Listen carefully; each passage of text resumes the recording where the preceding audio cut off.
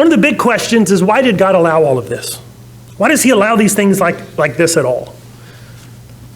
I don't know. Typically, questions that begin with, why did God? You don't know.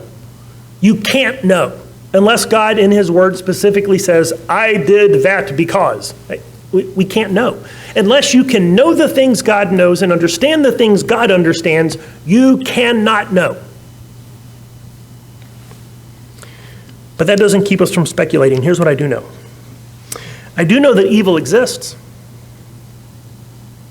I do know that God allows it.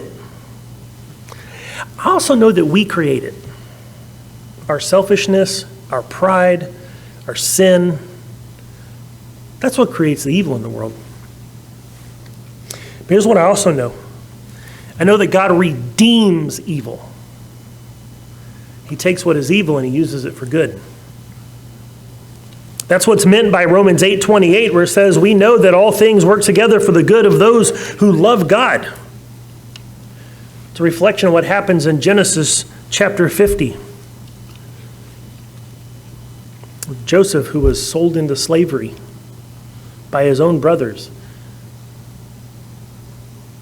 But he recognizes that they meant it for evil, but God meant it for good. God excels at taking what is wrong in the world and turning it into a blessing. That's the God we worship. See, we get confused by the pain that we see and that we experience, but suffering and pain, that's not the worst thing that can happen to us. It's what the world tells us, that everything's supposed to be about comfort and happiness. The suffering, pain, that's all bad. No. Suffering and pain are not the worst things that can happen to us. The worst thing that can happen to us is separation from God. And that's why Jesus came.